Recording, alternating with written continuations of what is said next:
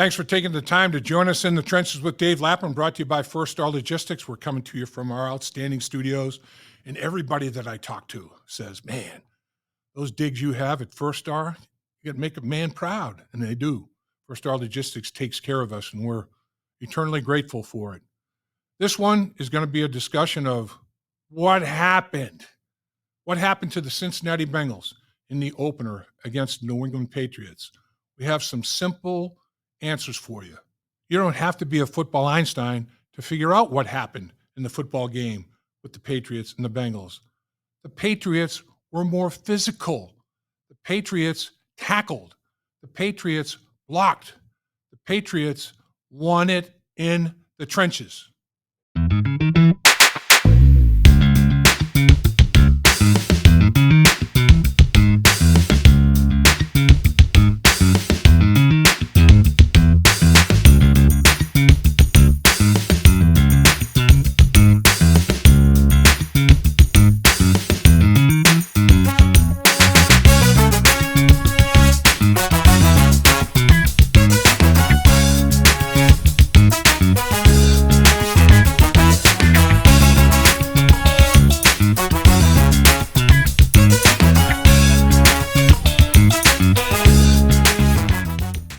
Well, after a few hours of sleep and time to reflect on the football game, my opinion of it hasn't changed one bit. The Bengals laid a dinosaur egg on opening day. Bad time to pick a stinker. Man, they couldn't get it done. And it's very, very simple. You don't have to be a football Einstein to figure this one out. In fact, talking about it during the course of the football game, turnovers were key. They were huge. You know, there's two things the Bengals lost during this football game that you can't afford to lose if you want to win a football game at any level of football. All right? They lost the football, 2 turnovers, 2 fumbles, and they both led to points. The first, as Tanner Hudson is going to the end zone with a touchdown pass, he decides to try to start a celebration. They knock it out of his hands. Don't celebrate early. Score. Paul Brown had a saying, act like you've been there before. Score the touchdown, give it to the official. Don't worry about your celebrations. And lost possession of the football. The play before that, Gesicki had a touchdown reception, going to the ground, lost the football. Good play by the New England Patriots. They're in there raking at the football. But the league, my understanding is today, ruled that it should have been a touchdown. They should not have overturned that. Fact is, they did. And the other fact is, the very next play should have scored another touchdown. So you got to take care of business. And they didn't in that regard. They turned the football over. Chris Jones, high and tight. I know helmet was right on the football. They did a heck of a job. I mean, the long snapper, he got down the football field, Cardona, and he did a tremendous job of putting his helmet on the football, but you can't cough it up.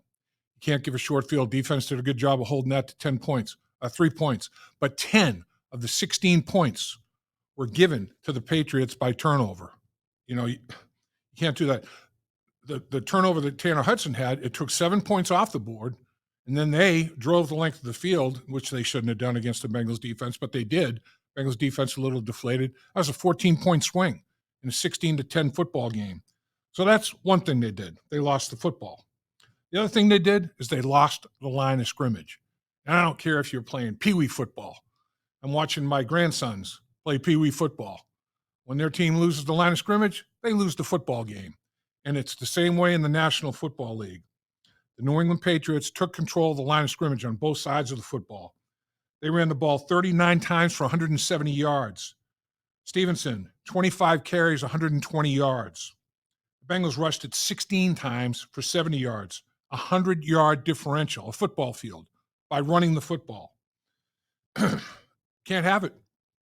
You can't be that non-competitive in the running game. The Patriots ran it 23 more times than the Bengals did. They committed to the running game. They stayed committed to the running game. They wanted to run the football, burn the clock, keep number 9 on the sideline. And they did one hell of a job of it. They didn't turn the ball over at all. They took it away twice like we talked about. did a hell of a job of that. Those two things basically won them the football game, in my estimation. There are other things. The Bengals tackling or lack thereof, I guess the politest way to put it, was inconsistent. I mean, there was always extra yards after the initial contact. Stevenson had a good body lean, and he was always pushing. The offensive line were always pushing. They were finishing blocks. They were staying with it. There was extra yards. I bet a significant number of his 170 yards came after initial contact. So sloppy tackling, shoddy tackling cost the Cincinnati Bengals in this football game. They have to do a better job of tackling. But the Patriots, they controlled the ball. They ran the football. They kept Joe off the field. They were efficient. The longest play from scrimmage that the Patriots had was 17 yards. They had 25 plays of 5 yards to 17 yards, 25 of them. So they were consistently gashing the defensive football team. 5 yards is half of the necessary yardage for a first down. And they got that from 5 yards to 17 yards, their longest play of the game, 25 times. Come on now. Got to play a little bit better than that. They had 14 runs of 4 yards or more. I picked 4 yards because 3 runs of 3 yards is 9 yards. It's not a first down. 3 runs of 4 yards is 12 yards. That's a first down. So that's my barometer. They had 14 runs of 4 yards or more. In the first quarter, they had the ball for 10 minutes and 13 seconds to 4:47 for the Bengals. They had 6 runs of 4 yards or more in that first quarter. Controlled the line of scrimmage, controlled the clock, controlled the game. In the fourth quarter, time of possession over the Bengals, 11 minutes and 37 seconds to their Bengals 3 minutes and 23 seconds. 6 runs of 4 yards or more in the fourth quarter. They started fast with the running game. They finished the game with the running game. The Bengals had the football with 3 minutes and 4 seconds to go. All 3 timeouts and a clock stoppage at the 2-minute warning. 4 clock stoppages with over 3 minutes to play. What do? 3 and out. Never got the ball back. Stevenson ran it down their throat, and the game ended. 64 snaps for the Patriots. Only 48 snaps for the Bengals. 16-snap differential. Over 8 minutes time of possession differential. The Patriots had 3 drives of 12 plays or more. A 14-play drive and 2 12-play drives. The Bengals had 1 13-play drive, and it ended with no points. That was the Tanner Hudson disaster when he tried to, he put the football in the air before he crossed the goal line. That was the last play of a 13-play drive. So, bottom line, the New England Patriots had a game plan, and you got to admire them. They had a plan. They stuck to it. The Cincinnati Bengals helped them mightily, though. There's no question about it. As the old saying goes, we said it many times, the Bengals put not only the Patriots on their schedule, they put themselves on their schedule with self-destruction. They aided the Patriots' game plan immeasurably. But I'll tell you what, got to tip your cap to Mayo. Jerod Mayo, he basically took a page right out of the Bill Belichick game plan. Run the football, play good, tough defense, don't make mistakes, and make the opponent, when they make a mistake, capitalize on it. Checked every box of the Bill Belichick game plan. I mean, it was extraordinary. They did not ask their quarterback to do too much. I mean, Jacoby Brissett only threw for 120 yards, 121 yards, 15 for 24. His longest pass completion was that 17-yard play. He hurt him with his feet, though. 7 carries for 32 yards. He had a 16-yard run, which was huge. That was on third down, and it got him inside the 10-yard line on a first and goal on third down play. That was big.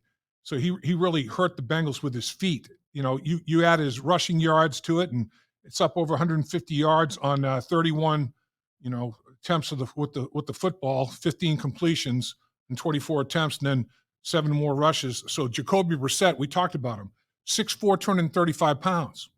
He's a full-grown man. They had a hard time getting him on the ground. I mean, he'd feel the pressure, a quick first step. And with that size, they were reaching for him. You're not going to grab him and take him to the ground. You have to wrap him up. And Jacoby Brissett just ran through a bunch of arm tackles, reaching out, just trying to grab by the hand. So there's a lot of things to work on for sure. Offensively, They certainly didn't capture the line of scrimmage in this football game. Joe Burrow, all of Joe's passes were short, intermediate range passes. The Patriots did a good job of changing coverages, trying to confuse what the Bengals were doing. And the Bengals really, Joe would get his eyes off of that deep stuff right away because of what they were doing back there and take the short, intermediate stuff. And talk about a team that tackled well. The Patriots, man, a play sticks out in my head. 4th and 2. The Bengals had 3 turnovers in my mind because this was a stop on downs. He hits Yosivas, throws the ball behind the line of scrimmage on a 4th and 2. Yosivas throws for a yard on a 4th and 2. Yosivas catches the football, and coming downhill like a banshee, Jonathan Jones, number 31, he comes downhill and he puts a hit on Yosivas that Andre can't gain another centimeter. I mean, he's done. 4th down, lose the ball on downs. There were really 3 turnovers, 3 takeaways in that football game, 2 lost fumbles, and that. The Bengals last year only fumbled the ball 10 times. And they only lost 2 of them. That's a club record, only losing 2 fumbles for a season. It's the fewest since the merger in 1970, 2 lost fumbles for a season. The Bengals lost 2 fumbles, a little over half, in the first football game against the Patriots. How about that? I mean, they really took care of the football. Ball security was a big deal. I mean, and that's extraordinary to play 17 games and only lose 2 fumbles. It's not extraordinary to play a half and lose 2 fumbles, 1 on special teams and 1 on the offensive side of the football. So they lose a football game 16-10. That is as poorly as it went. They still could have won the football game and probably should have won the football game. But, man, their first 3 possessions, 3 and out. The first quarter, they had 2 3-and-outs. And they had the first possession of the second quarter was a 3-and-out. I mean, they didn't have a first down till halfway through the second quarter. First possession, 8 yards on 3 snaps, punt. 9 yards on 3 snaps, punt. 2 yards on 3 snaps in their first possession in the second quarter and punt. Then they go on their 13-play drive, 58 yards, fumble the football. I mean, and then they had 4 3-and-outs, 3 to start the game, so they started slow. And then to close the game, to finish the game, they go 3-and-out. Their last possession, 3 downs, 5 yards. And everybody's saying, oh, why'd you punt the football? Man, you know, it's 4th and 5. You're on your own 15-yard line. There's over 3 minutes to go. 4 clock stoppages. The series before, the Patriots had basically a 3-and-out. I think there was a penalty that was an offset or something, but they didn't gain a first down on that drive before. So they're thinking, all right, if we make a stop, you know, we still have a chance. If you don't make that play on 4th down, 4th and 5, the game's over. I mean, you're at the 15-yard line. Make it a 2-score game with a field goal, or just run the clock out and sit on it, and the game's over. So rather than it coming down to 1 snap, they tried to prolong it a little bit. And I can make arguments either way. The bottom line is, you know, when they say, analytics say that all the analytics are numbers. Analytics don't take into account the human aspect of it. Who's winning at the line of scrimmage? Who's dominating this phase? Who's doing this? Who's doing that? It's just raw numbers. They don't take into account, you know, trends and flows and momentum and all those kind of things. So you have to make a gut call. You have to make a gut decision call. And, of course, everybody, if it doesn't work out, they're going to second guess it. 4th and 5, the Bengals didn't gain the first down. Everybody be going nuts. Why the heck don't you try to extend the game a few more plays? You may have a chance. They may fumble the punt. Gosh, or they may have a quarterback center exchange problem from the first snap of the series when they get the football. Yeah, I mean, that's all what you think about it. It's like, I don't think there's any right or wrong answer. It's just how it is executed after the decision is made. And it didn't work out for the Cincinnati Bengals. So where do you go from here? All you have to do is go to Kansas City, 2-time Super Bowl champions, back-to-back. How about their interior of the offensive line? Joe Thuney, Creed Humphrey, Trey Smith. That's as good an interior of an offensive line as there is in the NFL. Xavier Worthy, his first touch from scrimmage in their opening game. They put a little end around with him, a little reverse action, touchdown. Man, when he turned it up the football field, when he closed on guys so quickly, they froze. I mean, it's like they were in quicksand. This guy can fly. Fastest 40 time in combine history. Mecole Hardman, another receiver that can fly. Travis Kelce, Patrick Mahomes. Loaded offensively, man. Defensively, Chris Jones. Now that Aaron Donald's retired, Chris Jones, most dominant interior lineman in the NFL, period. Against the run, against the pass, he'll go up and down the line of scrimmage, try to find the best matchup for his pass rush. He's a problem. 95, Chris Jones, a big problem. They have George Karlaftis. They've got Nick Bolton at linebacker, Trent McDuffie at corner, one of the best in the NFL. This team is stacked. The New England Patriots were not stacked. There's an opportunity to start the season well. Right now, the Cincinnati Bengals are 1-10 in week 1 and 2 in the Zach Taylor era. 1-10. Man, unbelievable. It's hard to do. How do you beat the Kansas City Chiefs? Do exactly what the Patriots did. They went on the road to the Cincinnati Bengals, highly favored. The Bengals had the biggest margin of victory in the betting line of the week. Started out at 8.5. I think by kickoff was down to 7.5. What did the Patriots do? They ran the ball down their throat. They kept Joe Burrow on the sideline. Run the ball. Keep Patrick Mahomes on the sideline. Do what the Patriots did. I mean, don't turn it over. Patriots, no turnovers. 2 takeaways. Go +2 against the Kansas City Chiefs. Limit their opportunities offensively, and when they do have a chance, take the possession away from them, a possession or two. The Patriots ended up with 10 possessions. The Bengals only had 8 because of those turnovers. It would have been the other way around if the Bengals held on. They gave 2 possessions to the New England Patriots. Reverse that against the Kansas City Chiefs. Take a couple of possessions away from them. I mean, if you do what the New England Patriots did, you got a good shot to go on the road and beat the Kansas City Chiefs. Amazingly enough, Jacoby Brissett has beaten Joe Burrow twice. He's 2-1 against Joe Burrow.